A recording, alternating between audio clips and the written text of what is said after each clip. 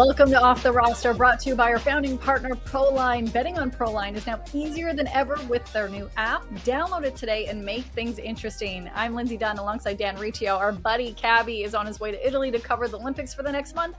We'll hear from him periodically. We have a lot to talk about. We have Nick Alberga from Leafs Morning Take to talk about all things Leafs and everything else in the hockey world. We're going to talk about some crazy NBA news, NFL news, and history in Jays land. But Dan, my mind is blown. We spoke about what Groundhog happened? Day yesterday. Yes.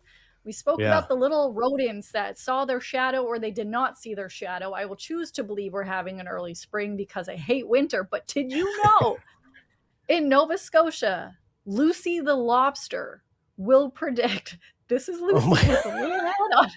Who put a hat on the lobster? Seriously. Yeah, but so Lucy predicted an early spring. So watch this photo for those listening. Lucy the lobster has on like an adorable little, I can't think, like Paddington Bear sailor's hat. The claws are tied together. So claws are out. Claws are out. What do you expect Lucy the lobster to do? Like, what is the option? Like, I don't know. How does Lucy the lobster even see her own shadow or not see her own shadow? Like, can a lobster look behind them? I don't understand how this works. I'm very confused. It's very maritimer of them to grab a lobster and be like, this is our thing. Everybody else is going to do a groundhog. We're going to do a lobster. Yeah, we're going to do a lobster. Lucy the lobster. And I'm surprised, but she called for an early spring. So I'm with Lucy the lobster on this one. Let's go. Yeah, I'm also with it. If Lucy did not call for an early spring, I'd be calling for her to getting in some nice hot water. And then after being accompanied by some butter and some salt for my nice lobster dinner. I had no idea this was a thing. And it was everywhere yesterday. It's like, okay, this is where we're at in the world. But so wait, pizza pockets, guzzling cheese from the cheese dispenser where the nacho cheese comes out from. But like lobster. So like there are real foods that you do enjoy, Lindsay? Is that what I'm taking from this? Yeah. I thought for a moment that you were going to suggest pizza pockets stuffed with lobster. Like, I think this might be a dream meal right now. Okay. There is okay. I'm sure they do it elsewhere, but like in Vancouver and Steveston, it's like a nice little like area by the water. You go for walks and it's like pretty and stuff. And there's a pizza joint, Steveston Pizza, that like has lobster on pizza. I'm like, why? Who? Like, no, nobody. Crab on pizza, lobster. No, stop doing this. I feel my Italian is just being hurt every time I saw it. So. Please, no lobster in pizza pockets. Please make some lobster in pizza pockets. If you are somebody that can cook, not myself, please make this creation and make it happen in the chat. We have lobsters the best. I didn't know this. One of the viewers in the lobster biz. I also need to know from them. Also, it's the same viewer that had we want some free lobster, but also have you ever made lobster pizza rolls? Is this a food crime? Because I will try to commit this. It'll be the only crime that I commit in my life. It'll be amazing. Lobster just covered in hot garlic and butter is the best thing ever, which I know this is an early conversation for people to be talking about delicious food at 10 a.m. But some people do not have an Somebody's watching this. Somebody's watching this, and then next year at the X, they're going to have like lobster mac and cheese pizza pockets or something like that at some kind of food vendor at the exhibition. That's going to be the great food thing of the X in 2026. A girl can, and we created it. We'll get zero royalties from it. Come on, and then a little side dip of garlic butter. This might be better than getting a cheese dispenser on my flippin'. Oh my gosh, I'm so happy countertop. But some people may not have an appetite for this conversation or for the fact that the Toronto Maple Leafs won last night in Calgary. Yes. They won. They scored first pretty short after on their first shot by William Nylander in the group text. I said to you, let's start the parade. Let's go. Best day ever. We'll get your response in a moment, but we'll hear from Joseph Wall, who spoke about Troy from Richmond and how he's added to the team. Thank God Edmonton let him go. Like, he's such an unbelievable player. he's a great guy. Yeah, so I really enjoy having him here, and obviously, he's a great player on the ice, and trust him a lot back there. Especially, he's really good with our goalie calls too. He talks a lot, and I feel like he's smooth back there. So I feel like our chemistry's building as well. Yeah, Joseph Woll, he's just like a team guy, man. He was sticking up for Mitch Marner. Now he's out here being like, yeah, thanks, Edmonton. When he's asked about Troy Stecher, Joseph Woll seems like the ultimate teammate right now. Yeah, I'm a big fan of him. We've known this for a while, but when we talk about ultimate teammates, Morgan Rielly also not in the lineup. He's dealing with an upper body injury. It's been re-aggravated. So again, I'm just going to say his name to you, Morgan Rielly. Yeah. Well, for the push to the playoffs, this is maybe a good thing for the Maple Leafs if Morgan Rielly's out of the lineup. That sounds crazy to say, but a friend of the show, Sam McKee, had tweeted out a stat yesterday that the Leafs are now 24-5-1 when Rielly is out of the lineup since the 2022-2023 season. If you flip that another way, given the way a lot of Leaf fans are thinking about the remainder of this season and their very slim chances of making the postseason, they need and probably want Rielly back in the lineup. He needs to be the tank commander for Leafs Nation right now to get this team sinking to the bottom of the standings and maybe landing Keaton Verhoff in the NHL entry draft in June. That's what Morgan Rielly's job would be right now, because he is the tank commander, or could be the tank commander when he gets back to the line. That sounds awful. I feel bad for Morgan, but hopefully he'll be all right from his injury. In the tank commander we trust, Morgan Rielly, the tank commander. Who knew we'd be here at this point in our life and in the season? And I told you I'm trying to be hopeful about it, but I'm just curious if you know this. How many wins do the Leafs have against teams that are currently in a playoff spot right now? Do you know this, Matt? Like, can we get a nerd alert? I don't know. I'm throwing this at you. All right. No, it's a nerd alert time because... Nerd alert! Yeah, I was looking at it last night. So as the Leafs went up 2-0, and I'm thinking about it in my head, like, man, the Leafs never beat playoff teams. It's like they beat Vancouver barely on Saturday in the shootout. So the last 2 wins that broke the 6-game losing streak both came against bad hockey teams that are in the bottom of the standings. And prior to that, the 5-game homestand, like, it was just littered with contenders, playoff teams, and they lost all 5 of those games. And I started going through the entirety of the schedule.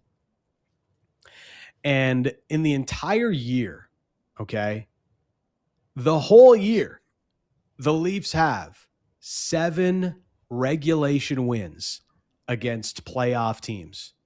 7 regulation wins against playoff teams. Yes. And 3 of those wins came against the Pittsburgh Penguins. So really, like, the sample size is actually smaller of playoff teams the Leafs have actually beaten in regulation. When they beat Colorado, that was an overtime win. They've had some other overtime wins, few against playoff teams, but regulation wins where they've beaten playoff teams, 7. Hello, darkness, my 7. old friend. What's before the number 7? I'm not going to say. I'm so proud of you. We learned in 2026. No. Round of applause. I'm not getting pulled into that. I'm so proud of you for not doing that, because that was a nerd alert that I'm here for. It was a really upsetting nerd alert. Oh, we have a nice little new graphic for the nerd alerts. Graphic. More reasons for people to watch on YouTube. Yes, go to YouTube, look up the Nation Network, make sure to subscribe. The chat is going off right now. We're learning about slow dancing with mother-in-laws and stuff. We're talking about lobster soup, which, have you ever had lobster soup, Dan? I must have some. No, maybe not. Maybe like a lobster bisque. Would that be a soup? Yeah. Clam chowder is very I love a good clam chowder. I'll say that. Clam chowder. Lobster risotto is, it's a prerequisite as part of being Italian. So there are multiple lobster dishes that I have enjoyed through my 38 years on this earth. We'll love a lobster pizza pocket. It's going to happen in your future. I'm feeling it for you. And in the chat, Johnny's saying that the Leafs are cooked like that lobster should be. Ouch, ouch, ouch.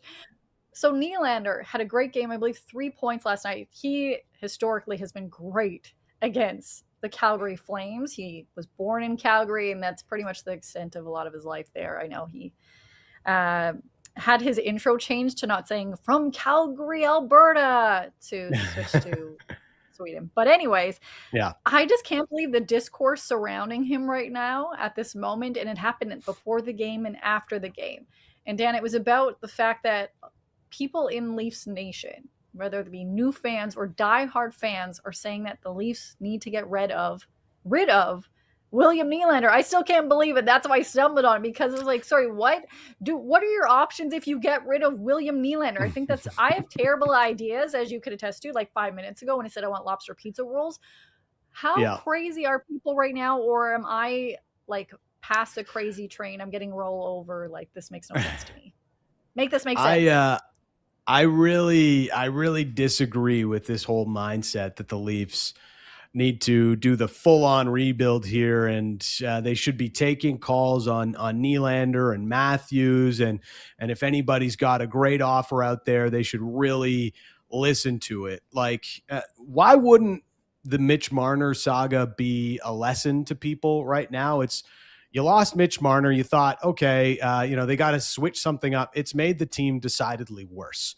Whatever you think about Mitch Marner, he was definitely a regular season superstar, and the team is definitively worse without him on the roster. You somehow think they're going to get better without Nylander on the roster, without Austin Matthews on the roster. And Nylander is the one, because Matthews is considered a franchise center, and most people kind of understand, like, yeah, that guy's really hard to replace. But I don't think you realize how difficult William Nylander would be to replace. I made this point last week. Like, when teams go through a rebuild, they don't normally hit home runs on every top draft choice that they get. The Leafs are an exception to that rule. When they got Mitch Marner, they got William Nylander, and then they drafted Austin Matthews. Not necessarily in that order, but it was Nylander, Marner, then Matthews. All three of them home run selections. Nylander especially. Okay, so I did a quick look last night about 8th overall selections, which is where the Leafs got William Nylander, and he has the 6th most points, 6 all time, of people drafted 8th overall in the National Hockey League. The best ever is Ray Bourque, but William Nylander is 6th. Draft picks aren't a cure, okay? Just because you have a bunch of top 10 picks laid out over the next few years doesn't mean they're all going to be great selections. You look at teams that have rebuilt, even going back to the Chicago Blackhawks in the 2000s, they drafted guys like Cam Barker and Jack Skilly in the top 10 that were zeros for them around, the Jonathan Taveses and the Patrick Kanes of the world. The idea of a rebuild, I get it. You're frustrated. You don't believe in this core anymore. I understand. But you don't pull that trigger unless you absolutely have to, because the alternative is 8 to 10 years of building back up in hopes of landing players just like William Nylander, Austin Matthews, and Mitch Marner. I will give a round of applause for that. I hope everyone listens to that and actually listens to you, because I do not want to watch 8 years or 6 years of complete dog shit. Pardon my language. I can't think of anything else. When it's not like, no, do you not know what the alternative is? I'm not the brightest person, but I even know that is not a good call. Well, like, think of these last 2 games. Come on. Think of these last 2 games, Lindsay. Like, the Vancouver game was not fun to watch. Last night, like, the Leafs didn't draw a penalty last night, and Craig Berube was asked about it after the game. He's like, I think I know, but I'm not going to give you the answer. It's like, yeah, because it was a pillow fight, okay? Nobody wanted to get hurt. Everybody was really, like, soft with each other. Like, okay, guys, no big hits. We all want to go to the Olympics or go to our vacations in a couple of days without any injuries. And so it's a pillow fight, because both of these teams know in their heart of hearts, as much as maybe mathematically they might still have a chance they know they're not going to the playoffs. The guys who are going to the Olympics, they're looking ahead to the Olympics, and everybody else, they're getting ready for their vacations over the next couple of weeks with the Olympic break. So it was a pillow fight. And when you're a tanking team, there's a lot of hockey like that, where it's just like, what is this, man? It's just, it's not real. It doesn't live in reality of what we enjoy hockey to be at the best times of year in the playoffs and everything like that, when it's truly competitive. And Leaf fans, we've been spoiled for the last decade with the hockey that we have gotten, as much as it has ended in disappointment every single year. Yes. But the alternative is it's a tough watch, and it's a long way back if you really pull that scorched earth trigger that a lot of people are hoping for. You know what time it is. Talk that talk, Dan! Talk that talk! And we had a nerd alert going on. Dan is going off today. When you bring out the Olympics, when you bring out, hey, everyone play with kids' gloves around each other because the Olympics are here. When they're taking on the Oilers tonight, if you are a Canadian player on either team, kind of guard McDavid. And if you are a Canadian playing on the other team going to the Olympics, like, come on, please, just no injuries. We want them to get there safely, because Connor McDavid wrote a piece in the Players Tribune, which I thought, and I know, Dan, you had the same thought, like, oh, that's still a thing. Players are doing these op-eds. Didn't know it was around. But I really enjoyed it. Players Tribune, still going. Yeah, and it's called Dear Canada. And he talks about how, like, this is the first time that he'll be able to play in the Olympics. He actually showed some emotion in this piece, which I do not know if there was a ghost writer, but it details moments of how miserable he was on his bachelor party. I can't remember if it was in the Bahamas or whatever. It happened just after Game 7. They were there for 2 days. He was just staring into nothing land about how upset he was about the fact that they lost. And then they cut the trip early, came back, and that this is a moment that he's dreamed of. And he spoke about how in 4 Nations last year, he remembered pulling on that jersey for the final game against the USA. And he remembered it has been 8 years since the World Championship gold medal in Moscow, which was the last time he celebrated winning something.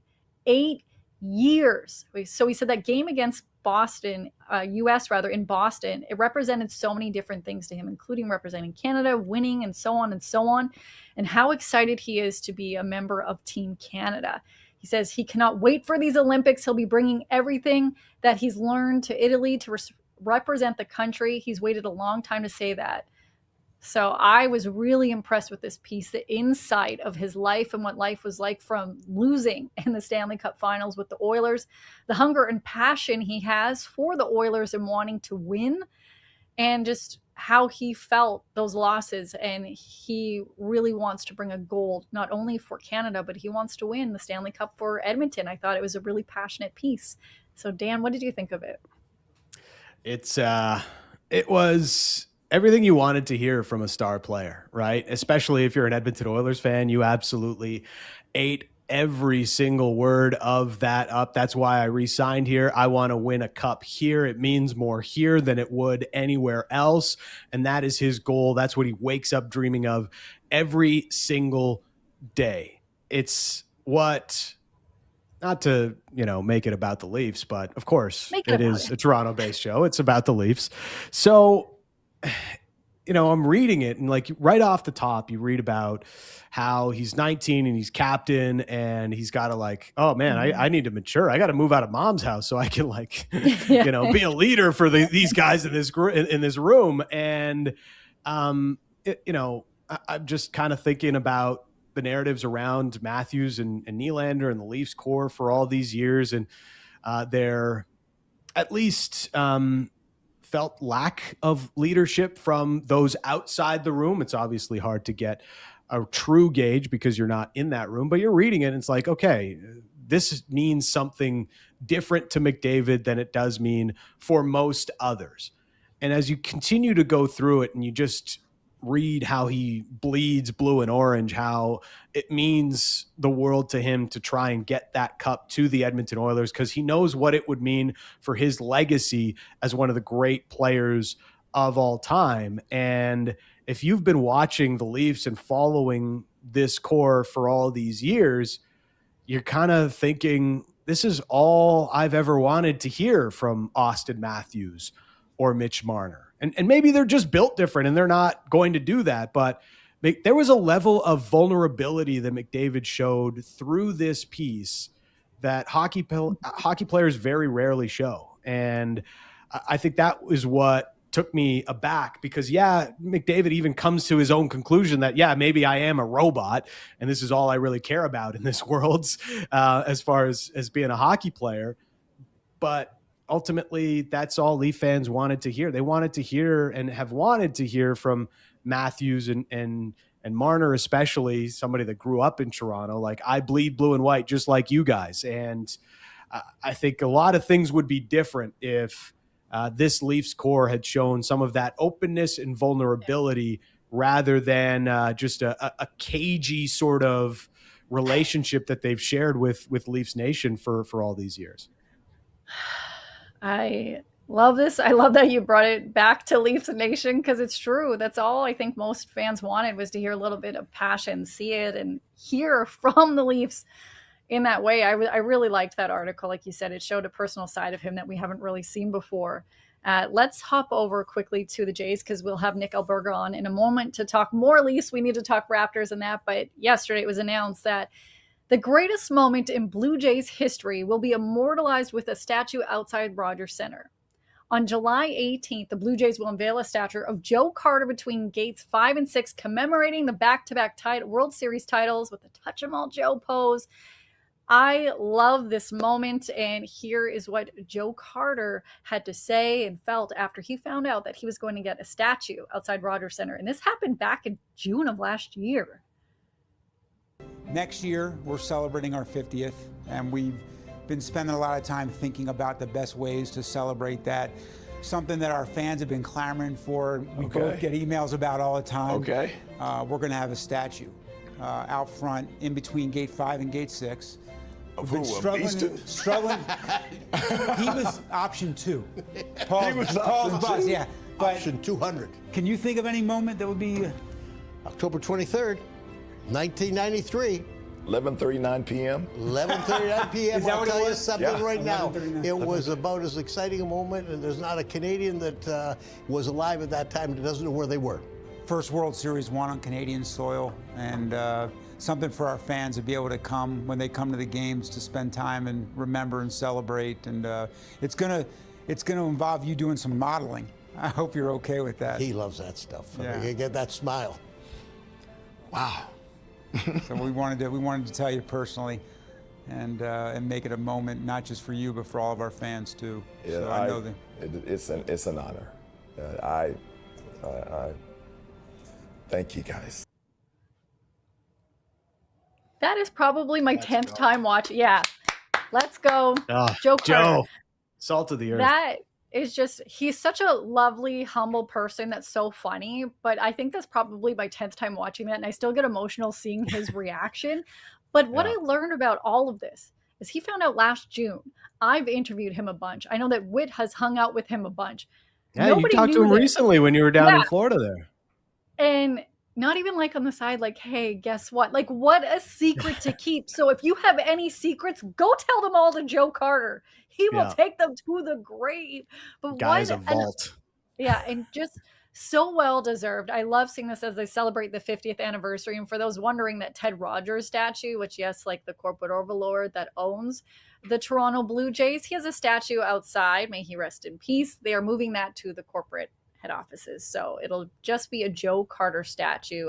It's so well deserved. I can't wait for everyone to celebrate that moment with Joe. All I know is I hope he doesn't get Dwayne Waded. And if you don't know, go look up his statue in Miami. Doesn't get Cristiano Ronaldo'd. Yeah, nobody wants that. So a lot of pressure on the statue maker. Like, geez, I better get this one right. It's honestly, it's an incredible moment. It's crazy that it comes this year after everything that happened. Obviously, when they planned it, they didn't know they were going to be going to the Game 7 of the World Series and an inch or two away from winning the whole thing if IKF got there just a fraction of a second earlier. But yeah, that's still very fresh in the mind. So it's kind of like, man, I wish we were building a statue of the one we just saw, but at the same time, those ones were incredible. And it's what made me a Jays fan. Like 92 and 93, I was like a little pichinito anyways, but I remember watching the VHS tapes like on repeat over and over of, just all the different games and the recaps of the games, and Tom Cheek's call still like rings in my head. And every time I go down to the Dome, like I'm going to hear that call in my head again, as I've heard it so many times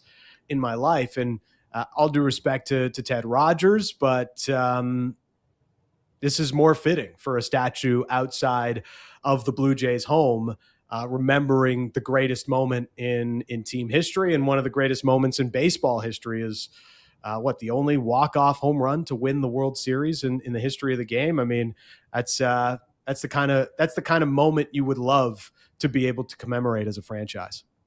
One of the greatest moments in Canadian sports history also.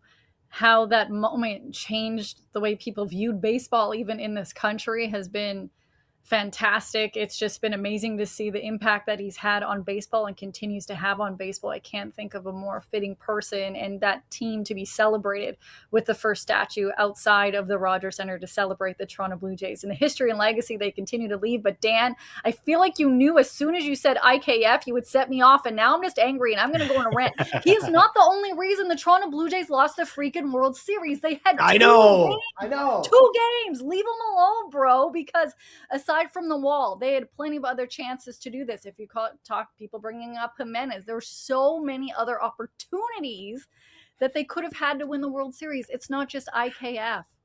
And that is game 7, game 6. They should have won.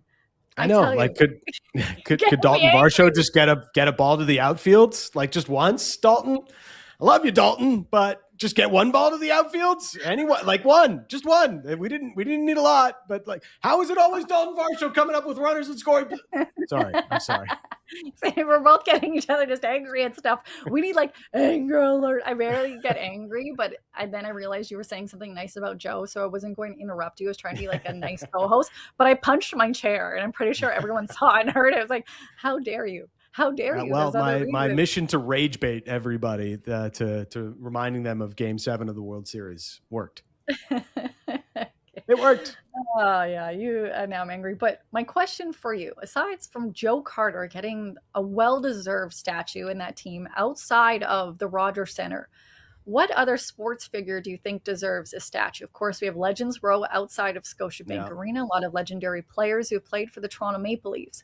I have some suggestions for you, and I'll see if you in the chat agree. Let's hear it. Kyle Lowry. Yes, Kyle Lowry should get a statue someday. Yes.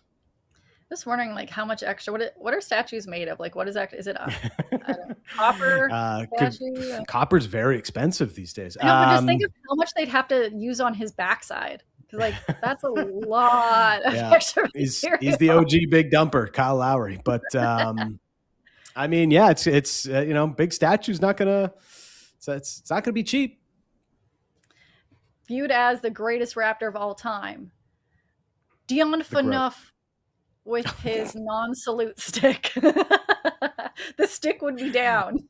Yes, is this maybe for the Wax Museum of Memories in Toronto Maple Leafs history? But I don't know about a full-on statue for the Dion Phaneuf salute gate.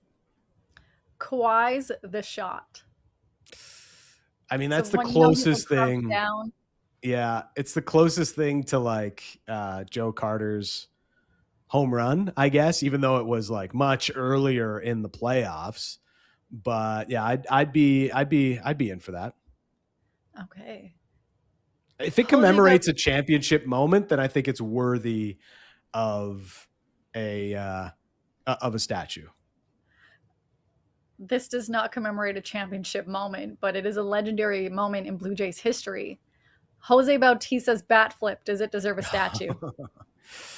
No, it doesn't meet the criteria. It's a great moment. It's an incredible moment.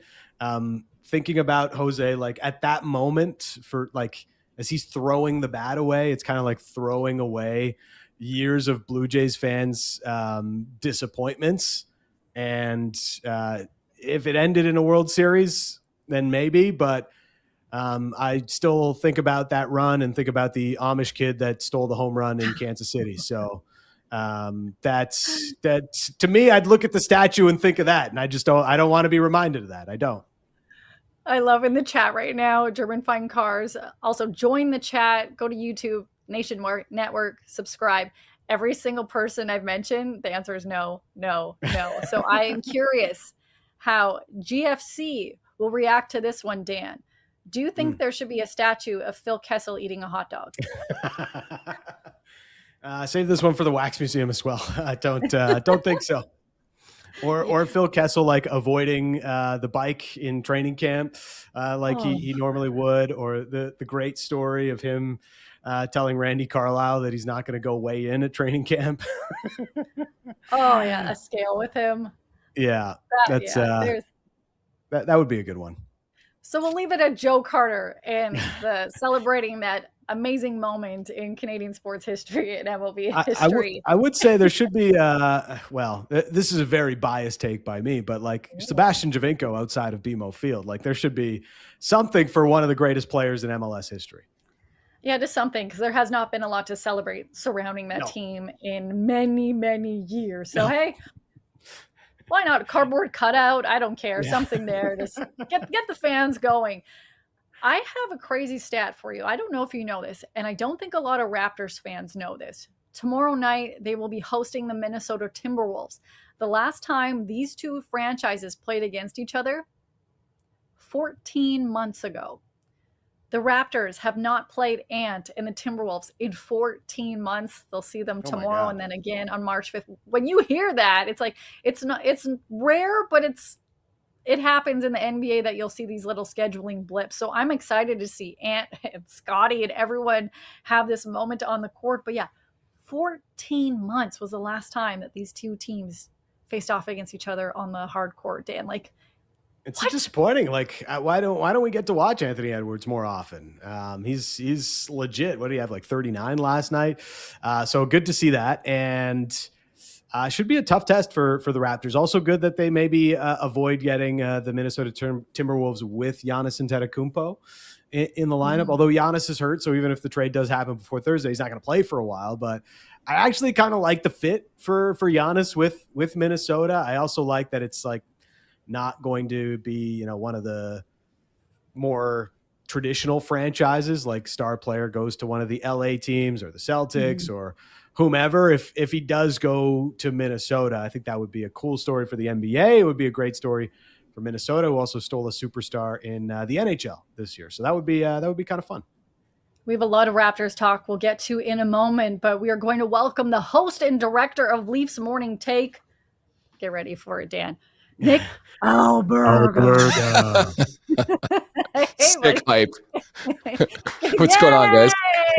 What's happening, Nick? How we doing? I'm doing well. Yeah, thank you. Thanks so much for having me. It's a quick turnaround in these parts. Left the rink last night at 12, got prepped for my show today. Next thing you know, it's 1:30, but here we are. How are you guys today? We're great. Did you buy a cowboy hat yet? No, I already have one. I've been in Nashville a billion times. Yeah, yeehaw. We have so many questions for you. Thank you for joining us. Just one thing on the broadcast yesterday, it seemed so loud, was the Go Leafs Go chant. I'm one of those jerks that when I lived in Saskatchewan, I would go to Calgary to watch the Leafs play. What was it like actually in the building? It looked like there's a lot of Leafs fans. Yeah, it was awesome. I, for the life of me, wish Scotiabank Arena was like that. It's my first go of things on this Alberta double. I've been to games in Edmonton, but never Leafs and the Oilers. And it was my first crack at Leafs and Flames, and just a different atmosphere. I always say, you're going to find the true Leafs fans on the road, but it's so true. For example, I was in Vegas a couple of weeks ago, and the boos for Mitch Marner were louder in Vegas than they were in Toronto. So it makes sense of that for me. I thought it was awesome. I thought the crowd came to play, ignited early by Willie Nylander scoring 35 seconds in, and it just adds a different sort of feel to the game, regardless of where these two teams were in the standings, to have that type of crowd. So I thought it was great, guys. And then I loved hearing that. I love that Leafs Nation travels well, but I'm with you. Scotiabank Arena, it's like pins will drop during some moments. Do you guys know that there's hockey happening right now? But you don't know this about me. Most people don't. I lived in Calgary and I used to cover the Hitmen, and I almost quit covering them because I could not do what you did yesterday. We're going to play the video for those watching right now. is having to do this walk to the press box. It is insane. I almost quit, and then they let me sit in the stands up high to avoid this. Like, what is that moment like? And you're recording on your phone. So I wanted to vomit watching that video. So thank you for this.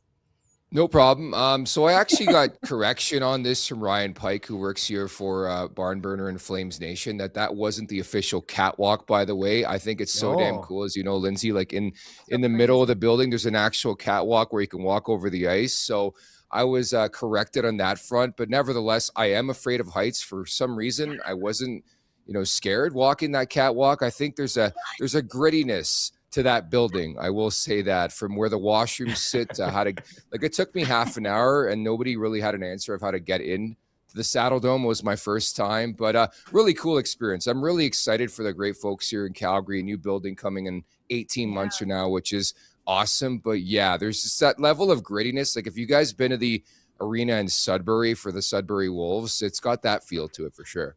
Yeah, does it ever? And that smell to it sometimes. Just saying, sorry, Sudbury fans. It's a must. But still, that walk is still crazy. I know it's not the one you go right over the ice, but you still having to get to that press box is not a fun time.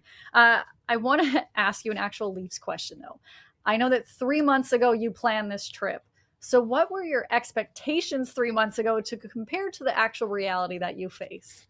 Yeah, it's a really good question. I mean, my expectations that we were going to be getting ready, I should say, for the Olympic break, the trade freeze. Was Luke Schenn going to be a Maple Leaf? Who else were they going to add? And were they going to get ready for the March 6th trade deadline and amp up for a potential run at another, look at a Stanley Cup at the very least? I know they really haven't sniffed it in the last decade, but at least get to the Stanley Cup playoffs. And here we are in early February, and it seems like a sell-off is coming for this team. That being said, I've talked about the last week.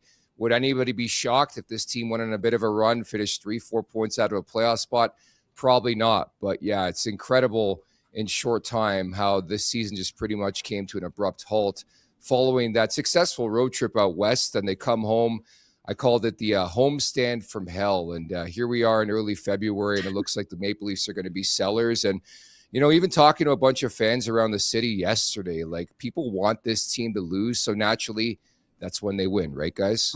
Yeah, it's that's how it happens for the Leafs. And last night was actually a big game for the Tank, considering where Calgary sits in the standings. So to win that one in regulation, for those looking for the Leafs to drop like a stone in the standings, it actually hurt quite a bit. And that's kind of like where the season stands, right? You're too far away from the playoffs. You're too far up on a bottom 5 spot, which is where the Leafs would need to get their first round pick, because it is owned by the Boston Bruins. It kind of just feels like this is a death march with no reward at the end of it. Usually, like, the death march has like, hey, here's the cherry at the end of the road. Like, there's a great draft pick, a cool prospect for you to build around. But the Leafs probably aren't going to get any of that. It's just like, oh, we're going to go into the summer with like not much of anything. And that's the worst place to be for this franchise right now.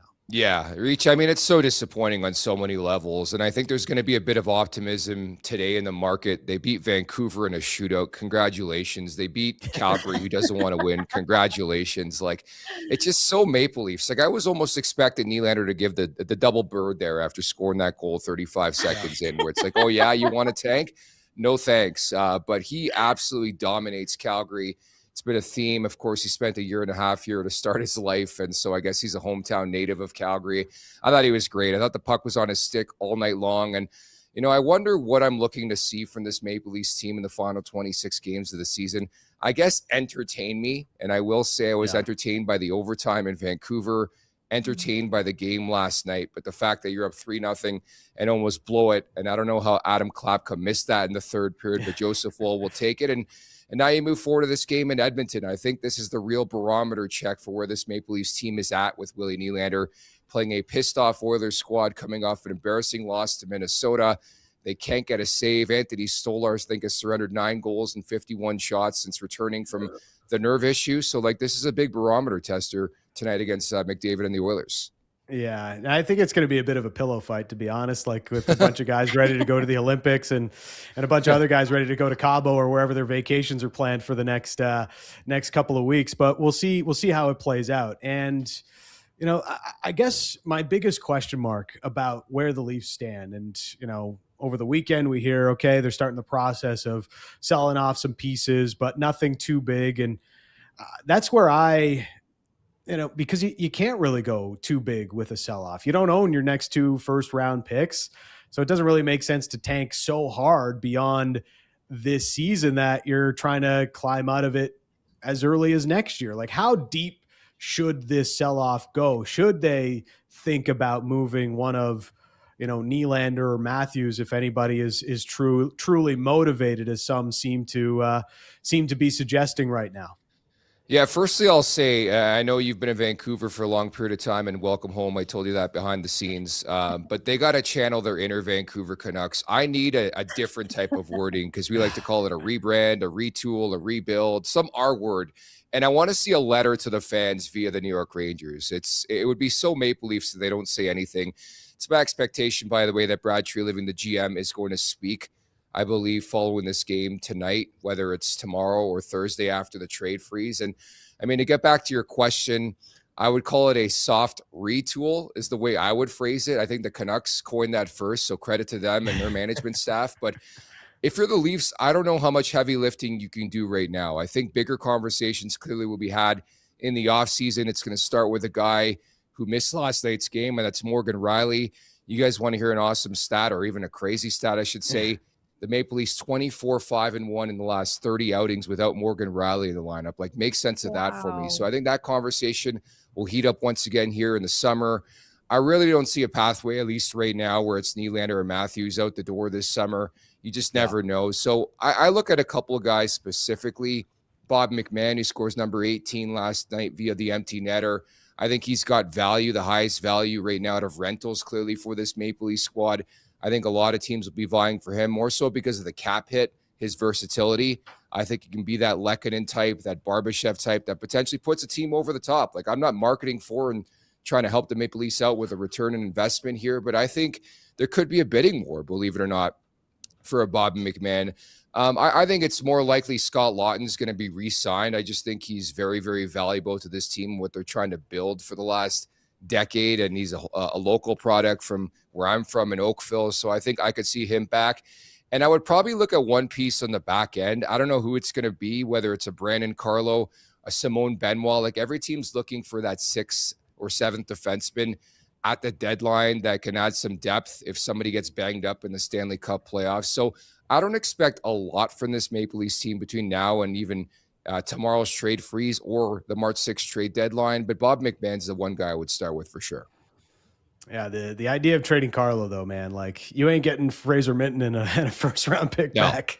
No. So that's going to be a tough one if Brad Treliving goes down that road, because it'll be an admittance of how much he overpaid to make that deal last year. The whole Matthews thing, Elliott mentioning over the weekend that he's still committed to being a Maple Leaf moving forward. And those are great signs, but I don't think anything's set in stone, not to be pessimistic about it, but Matthews has never missed the playoffs, right? And Toronto can be very kind when you're in the playoffs. I know it hasn't always been kind the way things have ended, but Marner was more of the whipping boy than anybody else at the end of the playoff disappointments. I wonder if things change, because if this keeps going down the road that it's currently going, it's going to get a lot more uncomfortable for a guy like Austin Matthews here in Toronto. And that might shape his future down the line.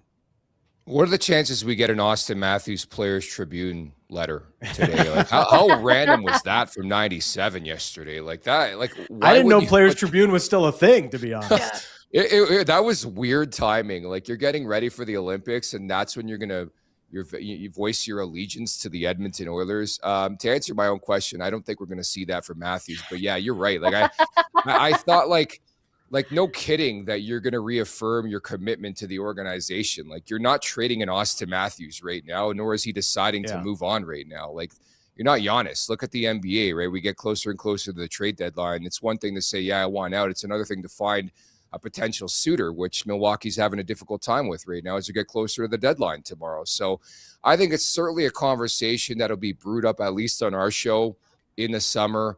I think you got to be very careful with trading a superstar. I know Matthews had, disappointing stretches, especially in the Stanley Cup playoffs. But I will say, like, the biggest positive, and Jay Rosa likes to push back on this because where the hell was this guy for the first 30 games of the season where effectively they blew it?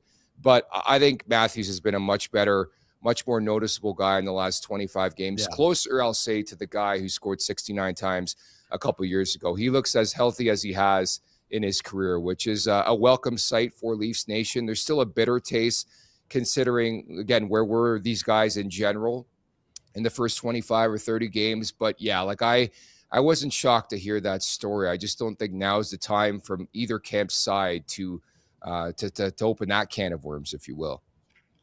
Have you been shocked at all by the playing or lack there of playing time by Cowboy, also known as Easton? Well, that's a good point. And I look for Easton Cowan to get back in the lineup. As much as I love brewing a coffee beside the guy in the press box in that weird-ass press box in Calgary last night, I much prefer to see Easton Cowan on the ice. And I think if there's one thing you can look at from the Maple Leafs perspective, there's some people stating, he should go play in the AHL, which I think is likely. I think he'll be sent down to the AHL during the Olympic break. After that, and everything goes as we expect, and the Maple Leafs miss the Stanley Cup playoffs, they don't go on this crazy run. I want to see Cowan get some legitimate minutes. Not to say he hasn't, but I think he's a guy who could really benefit from the final tail of the season and getting his feet under him here in his rookie campaign. But yeah, it's a bit perplexing, especially when you look at the lack of depth, at least in my opinion, and a guy like Calle Jarnkrok, who they're clearly trying to trade, and that's why they continue to play him. I think Cowan, even with his blemishes, and I was there in the building a couple weeks back, that game, Mo Sader just shoved him he bullied him off the puck in OT, and the Red Wings win it. I think I'm okay with those mistakes because I can clearly see the future here is pretty bright for Easton Cowan. So hopefully he gets back in there tonight against Edmonton in the back-to-back. We didn't see this on the broadcast, so I'm wondering if this played during a timeout. Was there a Troy from Richmond, also Troy Stecher tribute video that happened in Calgary?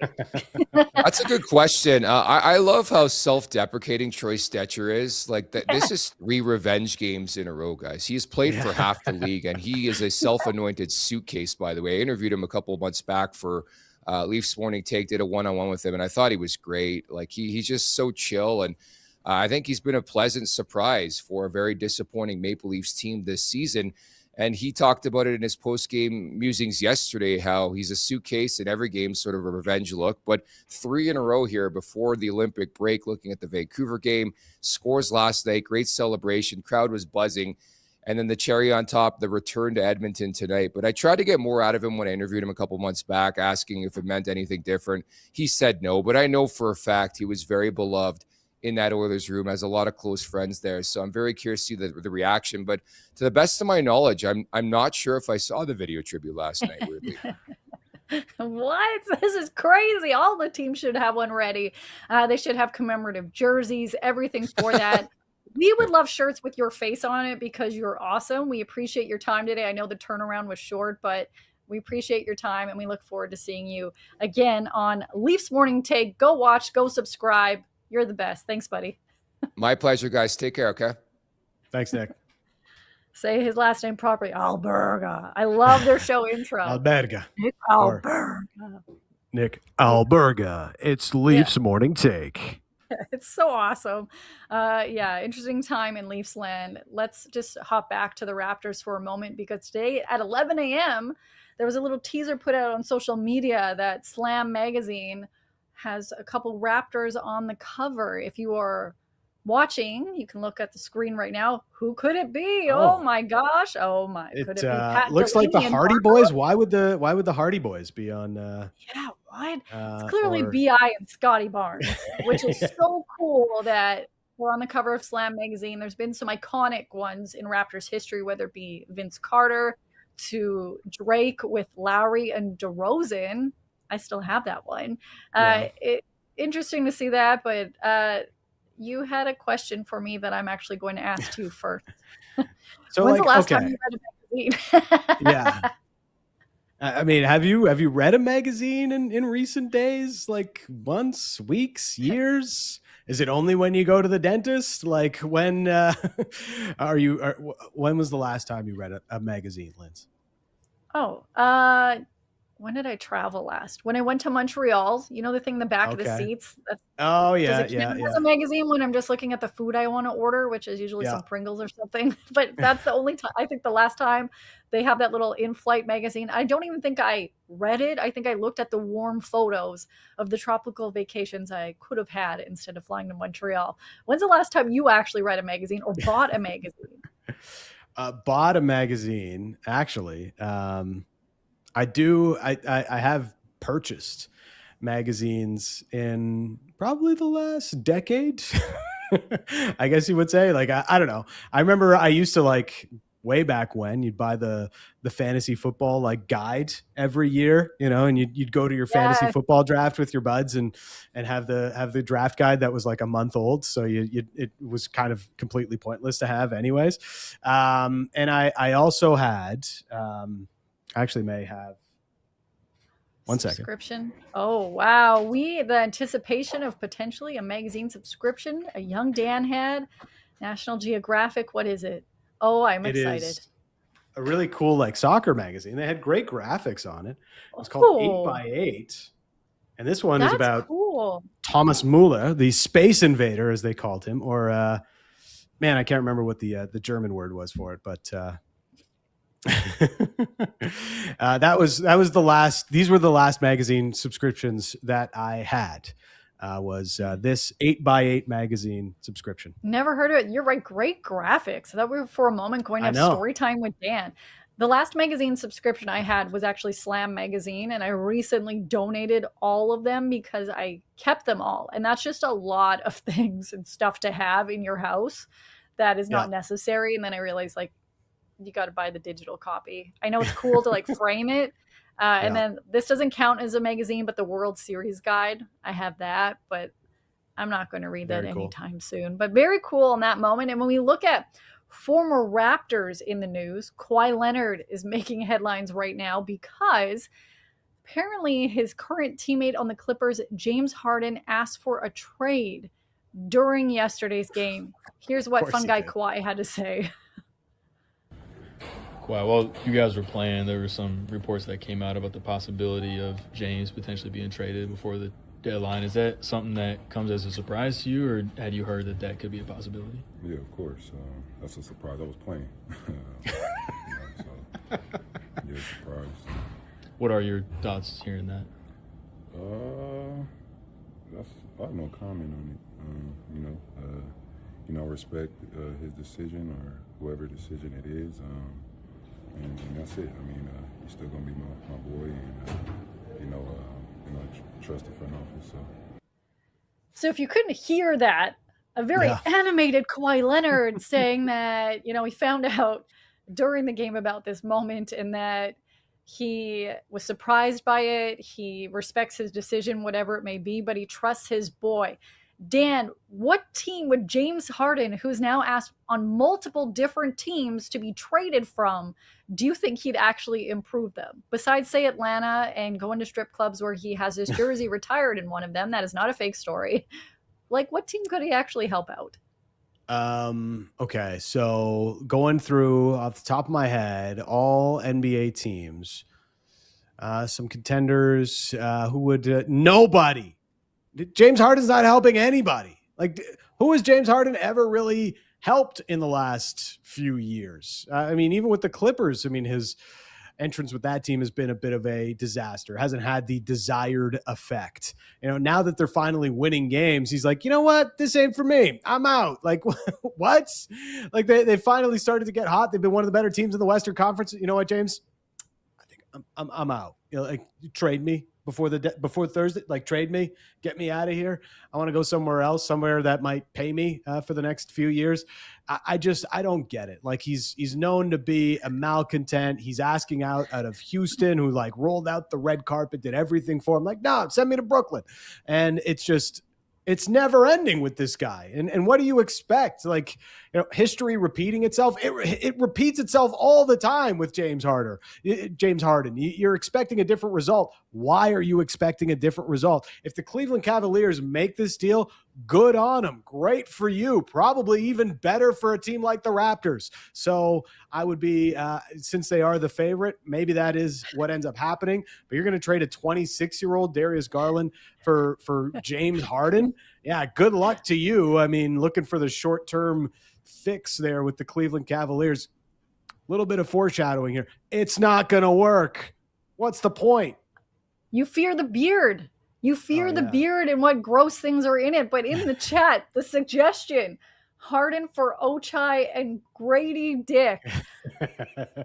Like, he statistically will make a couple more shots, but what? Yeah. And I think it must have been 2021 when Harden was linked to the Raptors, and it was just like, please, God, no, don't.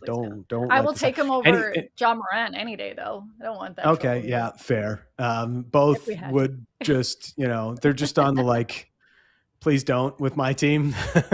Stay away. They're on the DND list, the do not draft list. Like, stay away. Don't want any of these guys.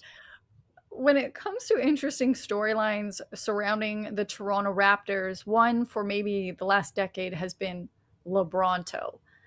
I hate talking about this part during the Toronto Raptors history with the Cleveland Cavaliers, but there's reports right now that the Lakers are looking to move on from LeBron James. This stems back to an article from ESPN about a couple weeks ago saying that the owner, Jeannie Buss, wasn't too happy with LeBron and his antics. She went on to say in a statement that this was not true. They love LeBron James. He was asked about it, blah, blah, blah, saying he's just focused on winning. They're like, none of this is true. Well, another report just came out saying, no, they are looking on moving on from LeBron James, who has not admitted that this was a farewell tour or retirement tour, but you see him kind of getting misty-eyed and really taking in moments in different clubs. But with it being LeBron, there's going to be pomp and circumstance with this whole, I'm taking my talents to Miami.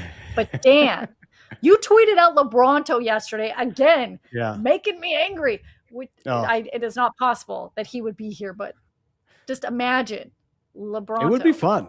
Don't lie to yourself, Linz. Come on. It would be fun. I'd rather have him on the Raptors than what he did to them. Yeah, that's for sure. He's not the same LeBron that he once was, but he got the LeBron treatment with his All-Star selection. Let's be honest. His stat line is pretty similar to BI's actually this year, and that's pretty great for LeBron. Like at 41, like you do you, brother. You're still amazing, but it would be fun. Like I was thinking about it, and like, okay, if LeBron keeps playing, like who are the teams that he is going to go to?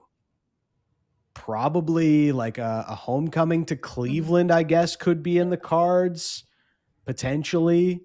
And then I was thinking like all he's ever done through his career, and most recently when he was rolling through Scotiabank Arena, he was waxing poetic about how much he loves Toronto and how much he respects the fan base here with the Raptors. So it would be it's definitely an off the board selection, but let's make it about Toronto. LeBron to Toronto, I think could be on his list of potential. That would be fun. And everybody's going to want LeBron. Like think about the jerseys alone that you're going to sell. I mean, makes it worth signing LeBron if he's like, yeah, I'd want to come. Yeah, anytime he is in Toronto, whether it was with the Heat, there's so many LeBron jerseys, or when it was with the Cavs, or now with the Lakers, like at least not three quarters, I'd say 25% or more are LeBron James jerseys inside Scotiabank Arena. There's no way in hell this is happening, but we can imagine. We can think about it. I just love when I saw the LeBronto moment, and they again. Does Bronny James Jr. come with him? Is it a package deal? Is that what's got to happen here? Oh man.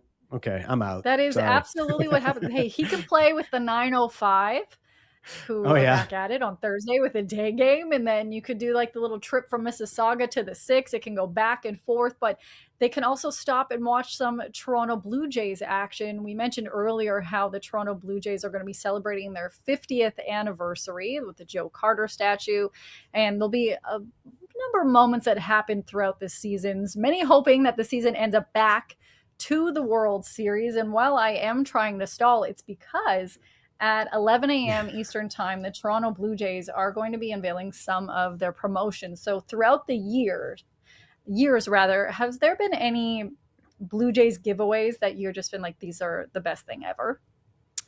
I've always watched from afar, but the hockey jersey ones have been kind of fun.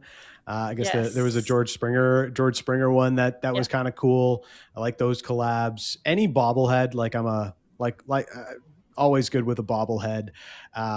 And most recently, I was loved Looney Dog Night. So let's go more like let's hope Looney Dogs keep going for 50 years, for another 50 years. I don't know if they can keep that up in this economy, but have you seen the price of meat these days? Anyways, but hot dogs.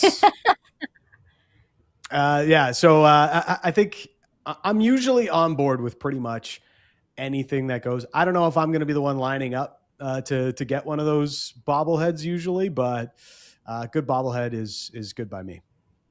I'll be there for you, waiting in line to get you whatever the giveaways were. Last year at spring training in Dunedin, they had a really cool giveaway that was like a spring Hawaiian golf shirt that had palm trees and the Blue Jays logo, and you could only get it if you were at Dunedin. So it was a cool little moment that if you were there and you see people, there's like just sprinkled throughout the Rogers Center wearing different things from Dunedin that you could only get there. And it was a promotional giveaway at the first game of the season. This one is a controversial take, and I brought it up for years. I loved the Randall Grichuk Randall.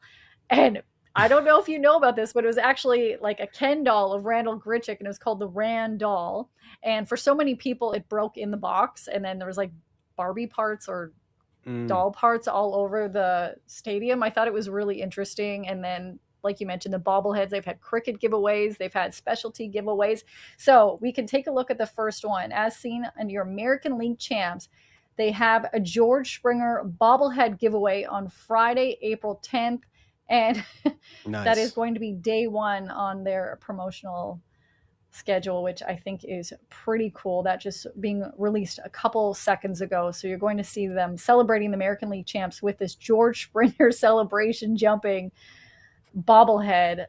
Really interesting. What a moment that was. I think, that is a great way to start it. Yeah, where were you when George Springer sent the Blue Jays fans into frenzy in Game 7 of the ALCS last October? You can relive it with a very cool giveaway with the Jump in George Springer bobblehead giveaway.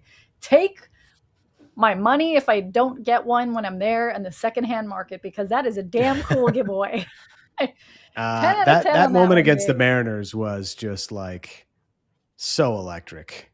You could feel it happening as soon as he was up at the plate, and it was just like, all right, they're leaving him in there, and home run, George Springer, capping off what was an unbelievable season. That playoff run, man, like I know like so many good moments throughout it, like just the way they went full belt to ass on the Yankees in the ALDS, and then the wild seesaw battle that they had with Seattle, and even the Eugenio Suarez home run.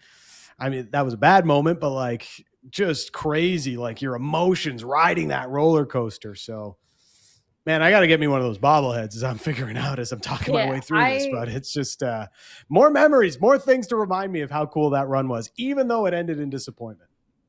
Yeah, I'll never forget that moment in Seattle. It's like just what the fans were doing, how they celebrated after he got hurt. And I also really much want that bobblehead. I will be making sure I get that bobblehead. I think I'm really excited to see the rollout they have. There's a couple other releases that they've announced for their upcoming promotional and event schedule. For opening night, they will be giving away a Blue Jays AL Champions pennant giveaway, as well as a cool Blue Jays magnet schedule. So they're going to be giving an AL pennant giveaway. Love that. Nice. On March 28th, the first 15,000 fans will get a Blue Jays AL Champions white panel hat giveaway night. If you were following the Toronto Blue Jays, you knew during the playoffs, during that stretch, they kept wearing the white panel hat. Some would say it was a superstition thing. Obviously, they knew it was, and they're playing into that. I love that. And then on March 30th, the Blue Jays will have an AL Champions crew neck giveaway night, which this is like, these are just the first couple of giveaways. These are awesome. So all for the first 15,000 fans. Yeah. I love this. I'm so excited for the Toronto Blue Jays. I have no idea what their slogan is. I know last year was Lights Up, Let's Go. So Lights Up, Let's Go. loving the promotional giveaways. And tomorrow, like we have to get into Super Bowl tomorrow. We're going to be talking about the Toronto Maple Leafs and their last game going into the Olympic break. The Raptors, there's a lot to talk about, but thank you for joining us as we looked at some of the cool giveaways and everything happening in the world of sports. But before we get there, I actually need your ProLine pick of the day, Dan. Because why? ProLine's brand new app was just launched. Download to check out all the new features and see how it's easier than ever to bet with ProLine. The new ProLine app has more sports, more leagues, and more markets than ever. Now with more ways to get same-game parlay. What are we going with today? Yeah, there was zero sweat yesterday with the William Nylander selection. So hopefully we get something similar tonight. We're sticking with the Leafs as they are in Edmonton. As I mentioned, it is the final game before they break for the Olympics. So I think it's going to be a pretty loosey-goosey affair. Both teams going to have one eye on the future, whether it is their Olympics trek or their vacations that are upcoming. We've all been there. So I'm going with the over on the Leafs and Oilers tonight. Maybe defense optional kind of night in Edmonton for the Leafs and Oilers. That's what we're hoping for. So we're going over the total of 7 goals for this evening. And thank you to Mike, who just dropped in the chat that there's multiple reports, which we do know about. It's been going on for a little while, that Sacramento and the Raptors are apparently in advanced discussions for Sabonis with the deal that would involve RJ Barrett. We've heard these rumors for a little while. We're also hearing rumors of like a package deal that would send Ochai Agbaji and Grady Dick somewhere else for somebody else coming back to the Raptors. That would also include a pick. So a lot of rumors out here. Will we be looking at some of the rumors tomorrow on the show and what Leafs fans would actually like to see, or Raptors fans would like to see happen? They have practice today. We'll have some. Oh gosh, I don't want to know what's going on. But anyway, don't trade RJ. Thank you for joining us for today's episode of Off the Roster. Hope you enjoyed this video. If you want more Off the Roster content, make sure to like and hype this video and subscribe to the Nation Network YouTube channel.